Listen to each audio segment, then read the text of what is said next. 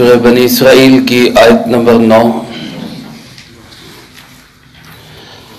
الحمدللہ وکفا والسلام علی عبادہ الذین اصطفى خصوصا علی سید الرسل وخاتم الانبیاء وعلى آلہ واصحابہ الاتقیاء اما بعد فاعوذ باللہ من الشیطان الرجیم بسم اللہ الرحمن الرحیم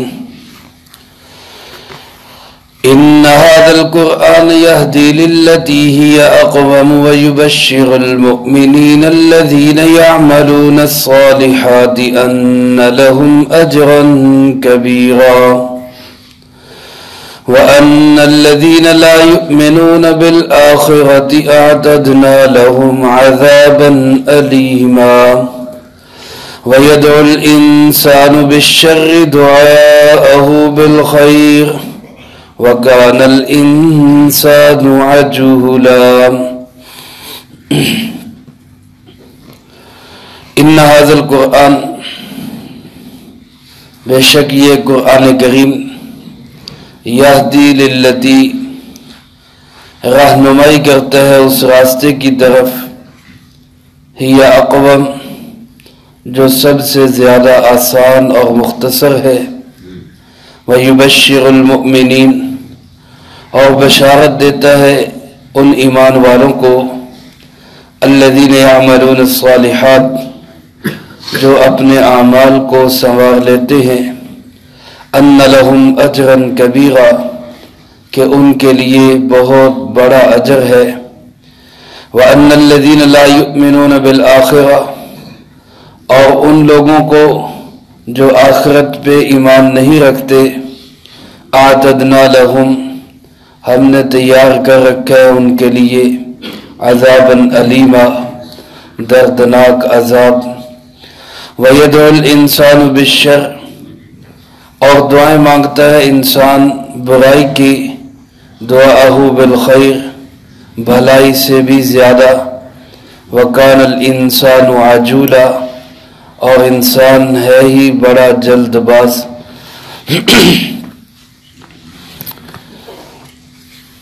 اس سے پہلی آیات مبارکہ میں اللہ رب العزت نے دو انعامات کا ذکر کیا ایک تو جناب محمد کریم صلی اللہ علیہ وسلم جن کا تذکرہ اس سورۃ مبارکہ کی پہلی آیت میں آیا اللہ پاک نے آپ کو یہ عظمتیں عطا فرمائی کہ معراج جیسا عظیم معجزہ نصیب فرمایا اور ہمیں یہ نعمت دی کہ ہمیں وہ پیغمبر عطا فرمائے جو سب سے بڑے عظیم الشان نبی ہیں۔ پھر دوسری بات یہ ذکر ہوئی کہ بنی اسرائیل ایک قوم گزری جس کو اللہ نے عروج دیا بار بار عروج دیا لیکن وہ پھر بھی بدعمل ہی رہے بے دین ہی رہے اس کے نتیجے میں وہ منظر سے ہٹا دیے گئے اور اے امت مسلمہ جناب محمد کریم صلی اللہ علیہ وسلم کے امتی ہو آج ہم نے تمہیں شان عطا فرمائی ہے۔ اس کے بعد ہمارے لیے جو سب سے بڑی نعمت ہے وہ قرآن کریم ہے، اللہ کی طرف سے آئی ہوئی کتاب، اللہ کا کلام۔ اس آیت مبارکہ میں اللہ پاک نے اسی قرآن کریم کا تذکرہ فرمایا۔ اللہ پاک ارشاد فرماتے ان ھذا القرآن یہدی للتی ہی اقوم، یہ قرآن کریم اس راستے کی طرف رہنمائی کرتا ہے جو اقوم ہے۔ اقوم کس راستے کو کہا جاتا ہے؟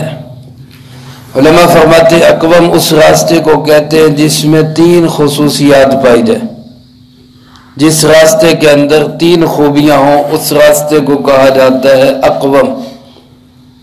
پہلی خوبی اس راستے میں یہ ہو کہ وہ منزل تک پہنچانے کے لیے مختصر راستہ ہو، شارٹ کٹ جس کو کہتے ہیں، منزل تک پہنچنے کے لیے مختصر دورانیے کا راستہ ہو۔ دوسری خوبی جس کے اندر یہ ہو کہ وہ آسان اور سہل راستہ ہو، اس میں سہولیات ہوں۔ اور تیسری خوبی اس راستے کی یہ ہے کہ اس میں خطرات نہ ہوں، اس کے اندر کوئی کسی قسم کا کوئی اندیشہ اور ڈر خوف نہ ہو۔ جو راستہ ان تین خوبیوں کا حامل ہوگا اس راستے کو کہا جاتا ہے کہ یہ اقوم ہے۔ اللہ پاک ارشاد فرماتے ہیں کہ تمہیں زندگی گزارنے کے لیے اور اپنی منزل مقصود جنت تک پہنچنے کے لیے اگر کوئی شارٹ کٹ ترین مختصر ترین راستہ چاہیے تو وہ یہ قرآن کریم ہے۔ آسان اور سہل راستہ چاہیے زندگی گزارنے کا تو وہ یہ قرآن کریم ہے، اور خطرات سے پاک راستہ چاہیے تو وہ یہ قرآن کریم ہے۔ میرے محترم دوستو، آج ہم نے اس قرآن کریم کو جو ہمیں زندگی گزارنے کا سب سے سوکھا، آسان اور مختصر ترین راستہ دیتا ہے، اس کو ہم نے آج پیچھے ہٹا دیا۔ اس لیے آج ہم سرگرداں ہیں، پریشان ہیں کہ اب کس راستے سے منزل مقصود تک پہنچے۔ منزل ہماری جنت ہے، اللہ ہم سب کو نصیب فرمائے، جہاں سے ہمارے ابا جان حضرت آدم علیہ السلام کو ایک لغزش کے لیے اور امتحان کے لیے اللہ پاک نے نکالا۔ اب اسی منزل مقصود تک پہنچنا چاہتے ہیں، ہر ایک کی خواہش ہے، ہر مسلمان کامیاب ہونا چاہتا ہے، ہر انسان یہ چاہتا ہے کہ دائمی کامیابی مل جائے۔ تو اللہ فرماتے ہیں اس دائمی کامیابی اور اس منزل مقصود کا مختصر ترین، مضبوط ترین، آسان ترین، خطرات سے پاک راستہ یہ قرآن کریم کے پاس ہے، آؤ اس سے راستہ لو۔ ان ھذا القرآن یہدی للتی ہی اقوم۔ حضرات صحابہ کرام رضی اللہ تعالیٰ عنہم اجمعین جن کی زندگیوں کے اندر انقلاب آیا ہے تو وہ اسی قرآن کریم کے ذریعے سے آیا ہے۔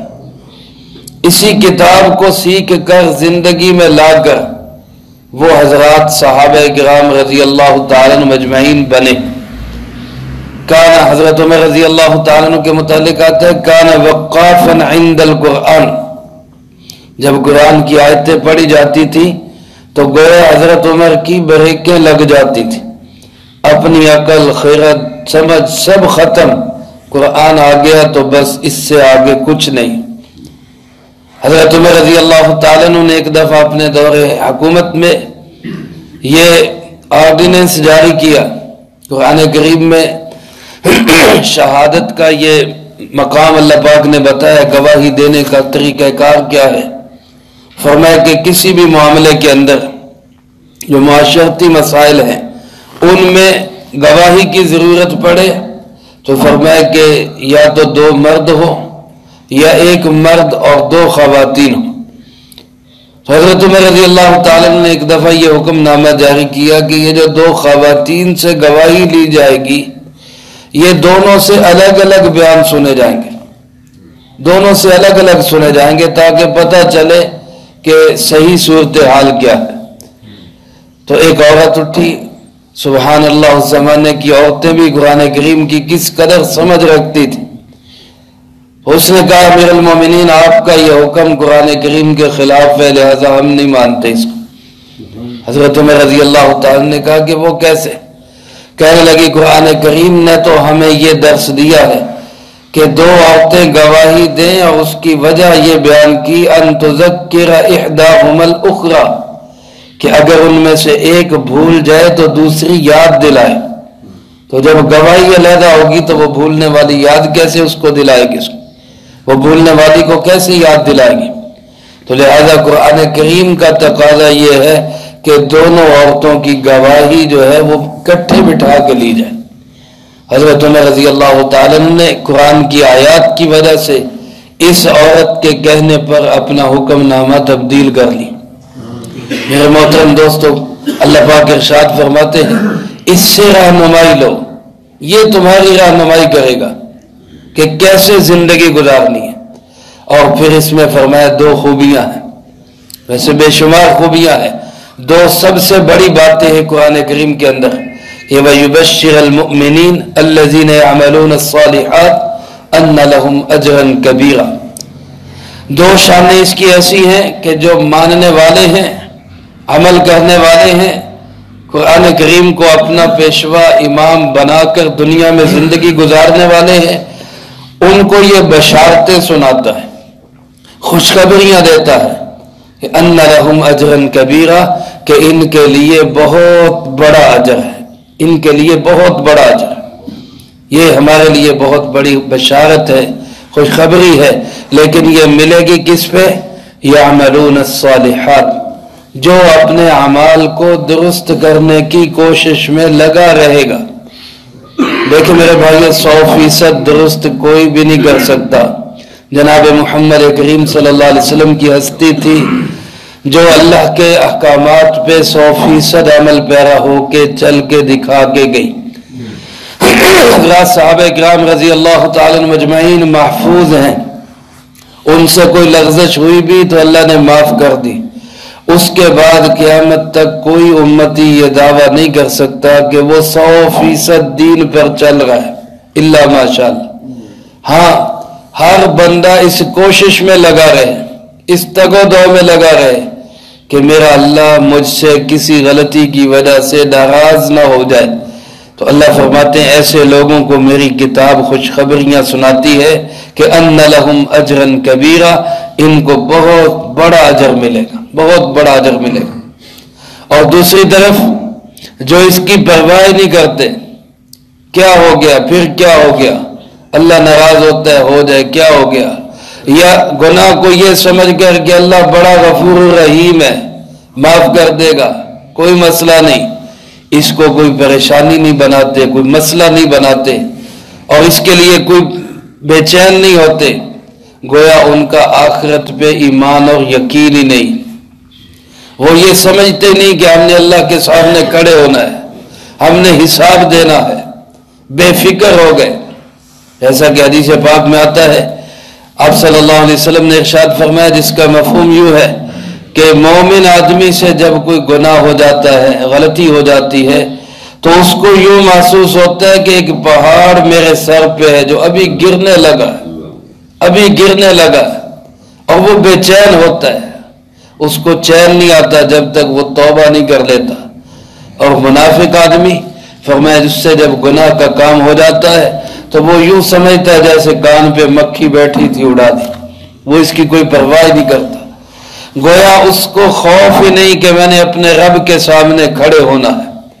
تو فرمایا ان الذین لا یؤمنون بالآخرہ، ان الذین، جو لوگ آخرت پہ ایمان ہی نہیں رکھتے، یعنی اس کی پرواہ ہی نہیں کرتے، کبھی دل میں یہ خیال اور کھٹکا بھی نہیں آیا کہ یار کل قیامت کو ہمارا کیا بنے گا، جن کو موت بھولی ہوئی ہے، جن کو آخرت بھولی ہوئی ہے، اور جن کو اللہ کے سامنے کھڑے ہونا بھولا ہوا ہے، اللہ فرماتے ہیں یہ قرآن کریم ان کو بتاتا ہے کہ اعتدنا لهم عذابا علیما، ہم نے ان کے لیے دردناک عذاب تیار کر رکھا ہے، بہت سخت عذاب تیار کر رکھا ہے۔ اللہ ہم سب کو اپنی پناہ میں رکھے۔ انسان کی ایک اللہ پاک نے ایک کمی بیان کی، انسان کے اندر ایک کمی ہے کہ یہ بد دعائیں زیادہ کرتا ہے، دعائیں کم کرتا ہے، بری باتیں زیادہ مانگتا ہے اور اچھائی کے سوال کم کرتا ہے، کیونکہ انسان کی طبیعت میں جلد بازی ہے، کیونکہ انسان کی فطرت کے اندر غصہ ہے، تو غصے میں آ کر یہ بری دعائیں زیادہ کرتا ہے، اچھی دعائیں کم کرتا ہے۔ بعض علماء نے لکھا ہے کہ وَيَدْعُ الْإِنسان سے ایک خاص انسان مراد ہے جس کا نام نضر ابن حارث تھا، مکے کا رہنے والا بڑا آدمی تھا، اور جناب نبی پاک صلی اللہ علیہ وسلم کی مخالفت اور ضد میں اس قدر آگے بڑھ گیا کہ اللہ پاک کو چیلنج کرنے لگا اور کہنے لگا ان کان ھذا ھو الحق من عندک فامطر علینا حجارۃ من السماء او ائتنا بعذاب علیم۔ اے اللہ اگر یہ محمد کریم صلی اللہ علیہ وسلم یا یہ قرآن کریم تیری طرف سے ہے اور حق ہے، ہم نہیں مانتے تو جو پتھروں کی بارش برسانی ہے برسا لے، ہمارا جو عذاب لانا ہے لے، ہم نہیں مانتے۔ تو یہ اللہ پاک نے اس کی قباحت بیان کی کہ یہ بجائے اچھائی کا سوال کرنے کے کہ یا اللہ اگر یہ حق پہ ہیں تو مجھے بھی حق سمجھا دے، میرا دل بھی کھول دے۔ اس کا سوال کرنے کی بجائے برائی کی سوال کر رہا ہے، بد دعائیں کر رہا ہے۔ حدیث پاک میں آپ صلی اللہ علیہ وسلم نے منع فرمایا لوگوں کو کہ غصے کی حالت میں بھی اپنے آپ کو، اپنی اولاد کو، اپنے مال و دولت کو بد دعائیں نہ دو۔ بعض دفعہ بندہ بیمار ہوتا ہے، ٹینشن پریشانی میں کہتا ہے اس سے اچھا ہے تو میں مر ہی جاؤں۔ تو یہ بات میرے دوستو اللہ پاک کے محبوب صلی اللہ علیہ وسلم نے ہمیں اس سے منع کیا۔ اولاد تنگ کرتی ہے، پریشان کرتی ہے، ماں باپ بعض اوقات تنگ آ کر کہتے اس سے تو اچھا تو یہ نہ ہی ہوتے، یہ مر ہی جائیں۔ یہ بد دعائیں فرمایا اپنی اولاد کو مت دو، اپنے مال و دولت کو بد دعائیں مت دو۔ گاڑی خراب ہو گئی، یہ گاڑی جو ہے یہ تو کسی کام کی نہیں، تنگ کرتی ہے، اس سے تو اچھا نہ ہی ہوتی، یہ بد دعائیں ہیں۔ آپ نے فرمایا اپنے مال و دولت کو، اپنے گھر بار کو، اپنی آل اولاد کو، اپنے آپ کو، کسی چیز کو بد دعا مت دو۔ ہو سکتا ہے وہ قبولیت کی گھڑی ہو اور وہ قبول ہو جائے۔ میرے بھائیو، نبی پاک صلی اللہ علیہ وسلم بڑی عظمت والی ذات، آپ نے اللہ سے یہ بات منوا لی تھی، یہ دعا آپ نے قبول کروا لی تھی کہ یا اللہ میں اگر غصے کی حالت میں کسی کو بد دعا دے دوں، میں بھی چونکہ ظاہر ہے جناب محمد کریم صلی اللہ علیہ وسلم بھی انسان ہے، تو بشری تقاضوں کے مطابق اگر غصے کی حالت میں میں کسی کو بد دعا دے دوں اور وہ مستحق نہ ہو بد دعا کا، تو اے اللہ میری بد دعا اس کے حق میں قبول نہ کرنا۔ یہ بات آپ صلی اللہ علیہ وسلم نے قبول کروا لی تھی۔ ہمارے لیے یہ نہیں ہے ہم غصے کی حالت میں کسی کو بد دعا دے دیں، قبولیت کا وقت ہو وہ قبولیت ہو سکتی ہے، چاہے اگلا مستحق ہو چاہے نہ ہو۔ ایک صاحب آپ صلی اللہ علیہ وسلم کی خدمت میں بیٹھے کھانا کھا رہے تھے، تو آپ نے بائیں ہاتھ سے کھانا کھا رہا، بائیں ہاتھ سے کھانا کھا رہا، آپ نے فرمایا بھائی دائیں ہاتھ سے کھاؤ۔ اب اس نے مذاق اڑاتے ہوئے کہا کہ میرا دائیں ہاتھ نہیں اٹھتا، مذاق اڑاتے ہوئے کہہ دیا میرا دائیں ہاتھ نہیں اٹھتا۔ آپ صلی اللہ علیہ وسلم نے فرمایا کہ اب اٹھے گا بھی کبھی نہیں، آپ کے فرمانے کی دیر تھی، اس کا ہاتھ مفلوج ہو گیا، دوبارہ کبھی نہیں اٹھا، کیونکہ اس نے مذاق اڑایا تھا، وہ اس کا مستحق تھا، تو اس کو فوراً سزا مل گئی۔ اسی طرح ایک واقعہ آتا ہے حضرت سودا رضی اللہ تعالیٰ عنہ جناب محمد کریم صلی اللہ علیہ وسلم کی زوجہ مطہرہ حضرت خدیجہ رضی اللہ تعالیٰ عنہ کے بعد آپ صلی اللہ علیہ وسلم نے ان سے شادی کی۔ ایک دفعہ آپ کی خدمت میں کوئی قیدی لایا گیا، رسیوں سے جکڑا ہوا تھا۔ آپ صلی اللہ علیہ وسلم نے چونکہ مسجد نبوی میں بندھا ہوا تھا، تو آپ نے حضرت سودا سے فرمایا کہ ذرا اس کا خیال رکھنا، ہم اور کام کر کے آتے ہیں۔ وہ رسیوں سے بندھا ہوا، اس نے حضرت سودا رضی اللہ تعالیٰ عنہ کی منت کی کہ میری رسیاں بڑی سخت ہیں، تھوڑی سی ڈھیلی کر دیں، مجھے تکلیف ہو رہی ہے۔ رحم دل خاتون تھی، ان کو ترس آ گیا، اس کی رسیاں کچھ ڈھیلی کر دی۔ اس نے موقع سے فائدہ اٹھایا اور رسیاں توڑ کر یا کھول کر وہ وہاں سے بھاگ گیا۔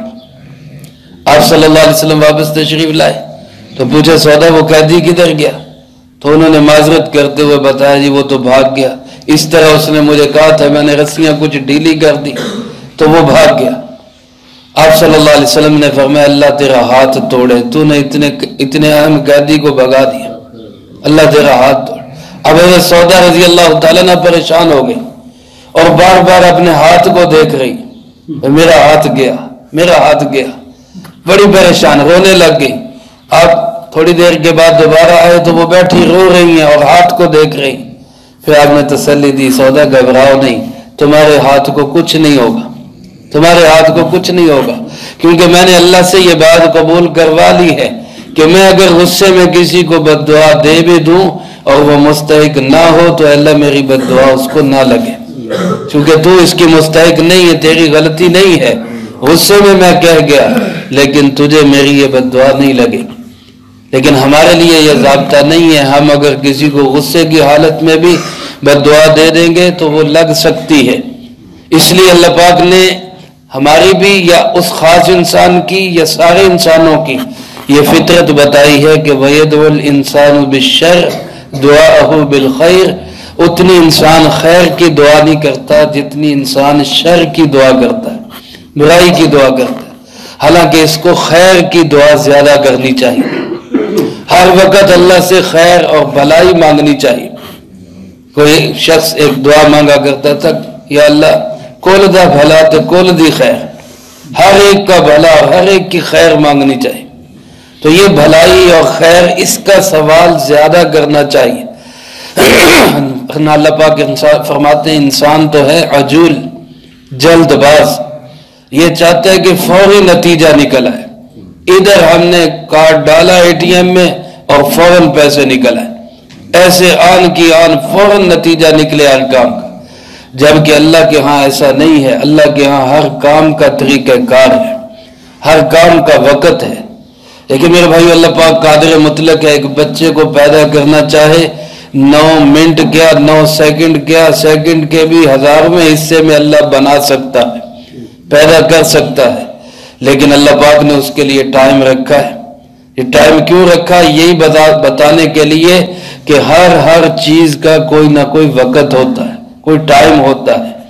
دعا مانگتے مانگتے تھک گئے، اب وہ نہیں پوری ہو گئی، اب دعا کے بجائے کہنے لگے اس سے تو اچھا ہے بد دعا ہی کر لیں.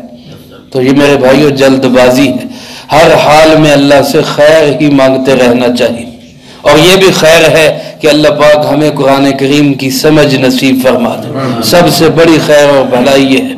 اللہ پاک مجھے آپ کو سب کو قرآن و سنت کی صحیح سمجھ نصیب فرمائے.